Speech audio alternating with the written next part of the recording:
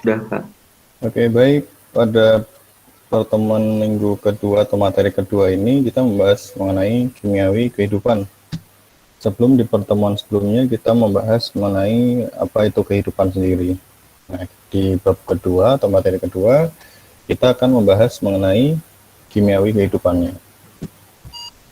Sebelum kita mulai perkuliahan kita hari ini, kita awali kegiatan kita dengan berdoa dulu ya. Berdoa menurut agama dan kepercayaan masing-masing. Berdoa dipersilahkan. Di pertemuan sebelumnya kita udah sedikit belajar, enggak sedikit ya, lumayan banyak belajar mengenai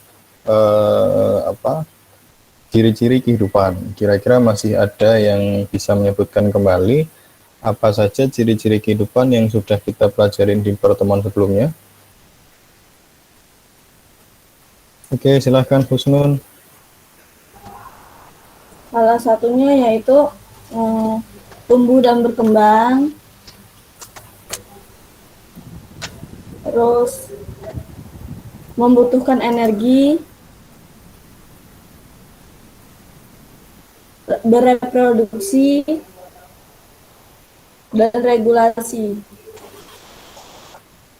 Oke, memiliki keteraturan bentuk juga ya, dan lain-lain masih banyak. Minggu kemarin udah kita bahas. Nah, oke, di minggu kedua ini kita akan belajar tentang kimia kehidupan, di mana nanti capaian pembelajarannya adalah mahasiswa mampu menjelaskan mengenai kimiawi kehidupan pada makhluk hidup. Terus kemudian mahasiswa mampu menjelaskan sifat kimiawi air. Lalu yang ketiga, mahasiswa mampu membedakan dasar molekul utama biologis.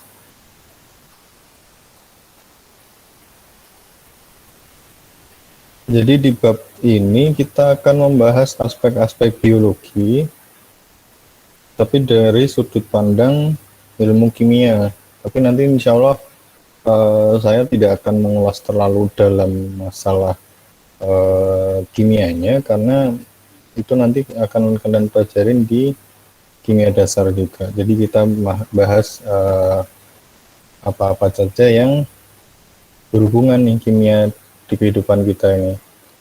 Masuk topiknya ini tadi sama, ada kimiawi pada kehidupan, kemudian air sebagai pendukung kehidupan, lalu ada molekul utama makhluk hidup. Nah, ini itu adalah gambaran sel manusia yang dilihat menggunakan SEM atau scanning electron microscope. Pada gambar ini kita bisa melihat organel-organelnya ya, terbentuk dari rangkaian polimer. Ini terlalu kimia, nanti kalau misalkan nanti kita bahas di slide selanjutnya. Jadi ketika kita melihat menggunakan yang mikroskop yang di sekolah-sekolah dulu, kan kita nggak bisa melihat sampai kayak gini nih, tapi kalau pakai mikroskop SEM ini bisa seperti ini. Lalu selanjutnya ada pertanyaan, apakah yang disemburkan oleh semut-semut ini gitu. Ini semut pohon biasanya, atau semut rangrang kalau kita tahunya.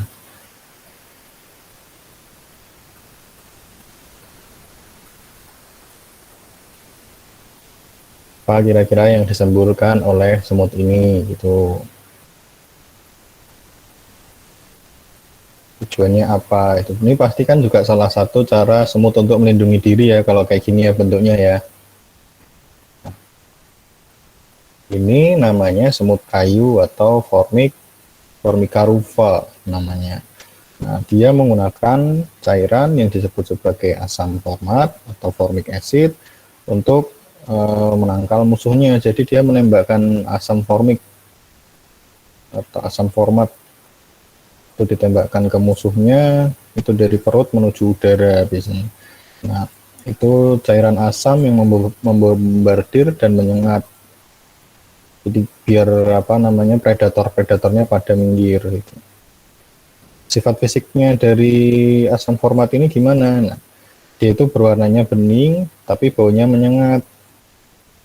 Makanya kalau misalkan ada nggak yang pernah tanpa sengaja itu pas makan, di dalam makanannya ada semutnya terus kemakan gitu. Nah, pas kalian nih Kaila angguk-angguk nih pernah nih makan semut nih Kaila nih. Jadi ketika kalian nggak sengaja makan menggigit semut itu kan ada rasa asam-asam dengan bau yang agak menyengat gitu ya, rasanya seng gitu kan, nggak usah dibayangin ya kan, maksudnya kan ada rasa yang asamnya sangat menyengat. Nah ini karena di dalam perutnya ini ada yang namanya asam format. Asam format ini nanti memiliki nilai pH sekitar 3 nilai pH-nya. Di sini ada case study. Case study-nya adalah bombardier beetle atau kumbang bombardier. Ini silahkan kalian cari dulu boleh, atau mau nanti buat apa namanya kita bahas minggu depan juga nggak apa-apa, bisa. Jadi case study-nya adalah kalian cari bagaimana mekanisme pertahanan bombardier beetle ini gitu. Selanjutnya kita membahas mengenai unsur dan senyawa.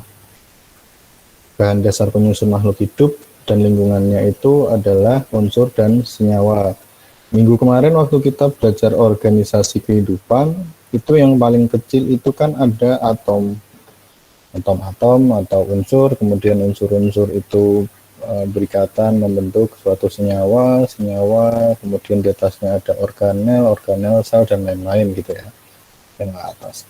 Nah, bahan dasar penyusunnya itu adalah unsur dan senyawa. Pada dasarnya organisme hidup dan lingkungannya itu tersusun atas materi. Materi itu sendiri apa sih? Materi itu adalah segala sesuatu yang menempati ruang dan memiliki massa atau berat. Jadi massa atau berat kalau dalam kaidah fisika kita nggak bisa samakan massa dengan berat ya. Kenapa massa tidak bisa disamakan dengan berat? Kenapa? Ayo, fisika dasar 1 di bagian pengukuran nggak ada ding. Di mekanika belum ada. Jadi massa itu ya massa, jadi banyaknya materi pada suatu zat gitu. Kalau berat itu adalah perkalian massa dengan gravitasi. Jadi massa akan selalu bernilai tetap dimanapun dia berada, mau di bulan, mau di Pluto, mau di matahari. Massa akan selalu tetap, sedangkan nilai berat akan berubah-ubah tergantung nilai gaya gravitasinya atau percepatan gravitasinya. Ketika kalian menggunakan nilai percepatan gravitasi 9,8 dengan nilai percepatan gravitasi 10 sendiri aja, kalian nanti udah memiliki nilai apa namanya, nilai itu beda ya, nilai beratnya beda ya. Jadi kan berat itu kan simbolnya W. Unsur itu apa? Unsur adalah substansi yang tidak dapat dipecah lagi menjadi substansi lain oleh reaksi kimia. Jadi dia udah nggak bisa dipecah lagi. Sedangkan senyawa adalah substansi yang tersusun atas 2 atau lebih unsur yang berbeda dalam rasio yang tetap. Nah, kalau senyawa ini kan masih bisa dipecah dengan reaksi kimia menjadi unsur, sedangkan unsur sudah mentok, dia sudah tidak bisa lagi dipecah menjadi apa namanya, substansi yang lain. Di sini ada unsur dan senyawa. Masih lanjut lagi. Senyawa memiliki karakteristik atau sifat yang berbeda-beda dari unsur itu. Nah, pada dasarnya unsur-unsur yang ada pada tabel periodik itu ya, itu kan memiliki sifat yang masing-masing berbeda. Itu udah disusun berdasarkan golongan dan periodenya, yang dicari kemiripan fisiknya. Fisik dan kimianya dicari kemiripan, kemudian dikelompokkan. Kita ambil contoh, di situ ada logam natrium atau Na atau sodium di situ. Ditambah dengan klorin dalam bentuk gas, menghasilkan NaCl atau sodium chloride atau garam dapur ya. Sedangkan pada sifat asalnya gas klorin ini itu dia itu beracun dan Na ini logam gitu. Sedangkan pas dia udah bergabung menjadi NaCl, berikatan menjadi NaCl, dia menjadi suatu substansi baru atau menjadi senyawa yang dapat dikonsumsi. Makanya minggu lalu pada pertemuan di pembahasan mengenai what is life itu kita sudah membahas kan bahwa pada masing-masing peningkatan organisme itu terjadi peningkatan atau perubahan atau penambahan sifat gitu. Jadi kayak gitu. Jadi yang awalnya tidak bisa dikonsumsi karena beracun, ketika bergabung menjadi NaCl dia jadi bisa dikonsumsi itu. Oleh sebab itu kita perlu mempelajari kimiawi pada kehidupan. Dan unsur kimia ini unsur kimia adalah bahan dasar kehidupan yang membangun tubuh manusia, tubuh organisme lain, kemudian lingkungan fisik di sekitar organisme, kemudian munculnya fungsi biologis dimulai dari level kimia. Di sini ada unsur kimia pada penyusunan sel atau penyusun sel. Pada penyusunan sel itu kita bagi menjadi 4 level atau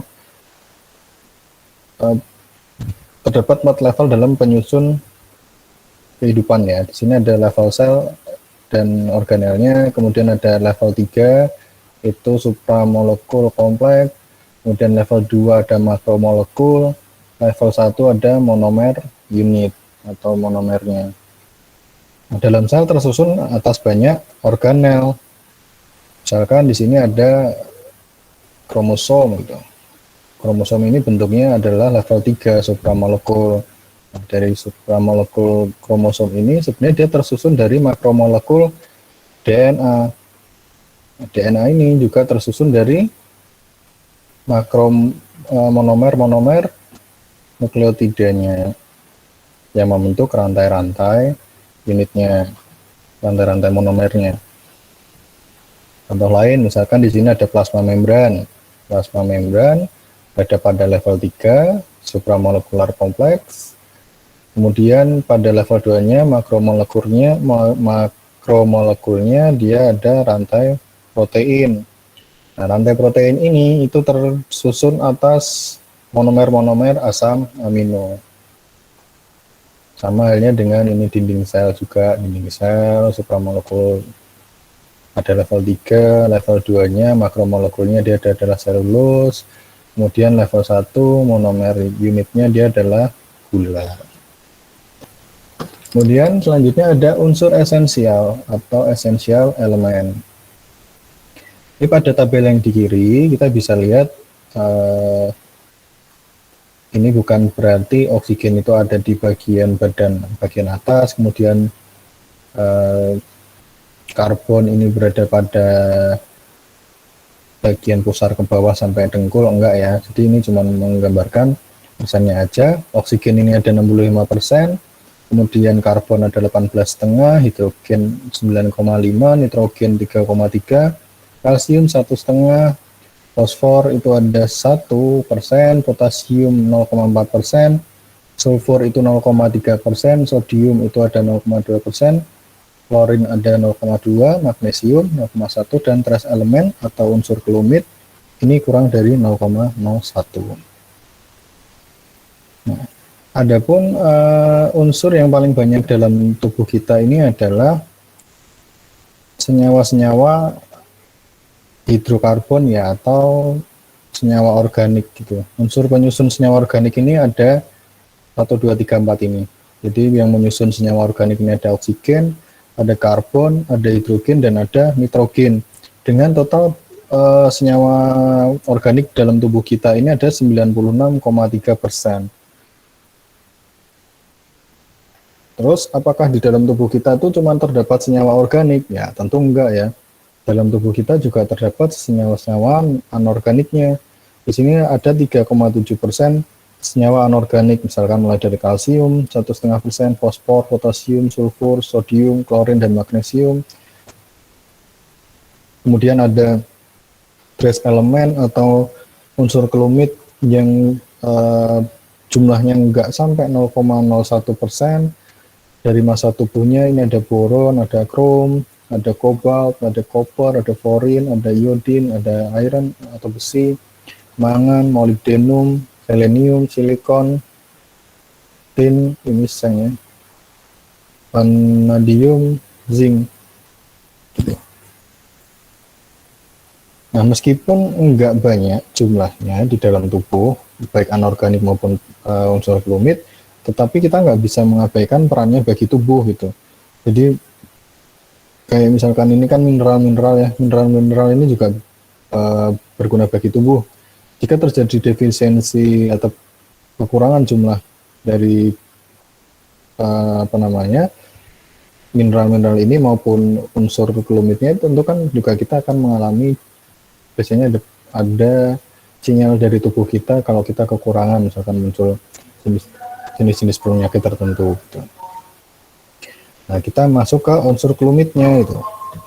Unsur kelumit atau trace element itu adalah unsur yang penting bagi tubuh meskipun jumlahnya sangat sedikit, tadi 0,01, bahkan kurang dari 0,01%.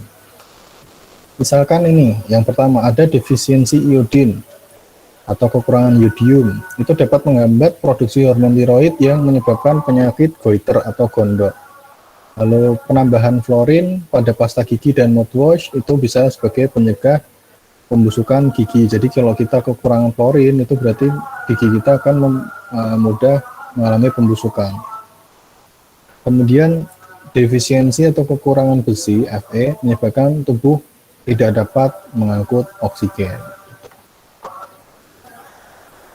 Selanjutnya kita membahas mengenai atom. Atom itu merupakan unit terkecil penyusun dari suatu materi. Tadi atom itu juga unsur ya. Jadi meskipun tadi dikatakan bahwa unsur itu sudah tidak dapat dibelah lagi menjadi menggunakan reaksi kimia, dia udah nggak bisa dipecah lagi. Tetapi sebenarnya di dalam atom sendiri itu terdapat spesi-spesi, yaitu atau enggak ada molekul partikel-partikel bermuatannya ya. Jadi di sini ada proton, ada neutron, dan ada elektron. Nah, di mana mereka merupakan partikel-partikel bermuatan. Yang udah kita sama-sama tahu, proton itu adalah partikel bermuatan positif, neutron itu adalah partikel bermuatan netral, elektron itu adalah partikel bermuatan negatif, yang letaknya neutron dan proton itu berikatan di dalam inti, kemudian elektron ini berada di kulit-kulitnya, seperti itu. Nah, kita dari pelajaran kimia di SMA udah pada tahu ya kalau masing-masing jenis atom itu memiliki jumlah proton, neutron, dan elektron yang berbeda-beda. Lalu selanjutnya ada ikatan kimia. Yang pertama kita bahas mengenai ikatan kuat dulu. Ikatan kuat, di sini ada dua ikatan yang kita bahas, ada ikatan kovalen dan ikatan ion. Ikatan kovalen dulu deh. Ikatan kovalen itu adalah dua atom yang berpasangan yang saling berbagi sepasang atau lebih elektron. Jadi pada ikatan kovalen ini terjadi saling meminjamkan tetapi digunakan bersama-sama gitu. Jadi kayak kita kalau lagi gandengan aja gitu. Kalau gandengan kan tangan kita nggak kita kasih ke orang lain ya, kita tetap menggunakan tangan kita masih nempel di kita, tetapi dia si orang lain itu atau si dia itu tetap menggunakan tangan kita untuk digandeng gitu. Dan kita juga sama menggunakan tangan dia untuk berpegangan. Gitu. Jadi nggak bertepuk sebelah tangan kalau ikatan kovalen.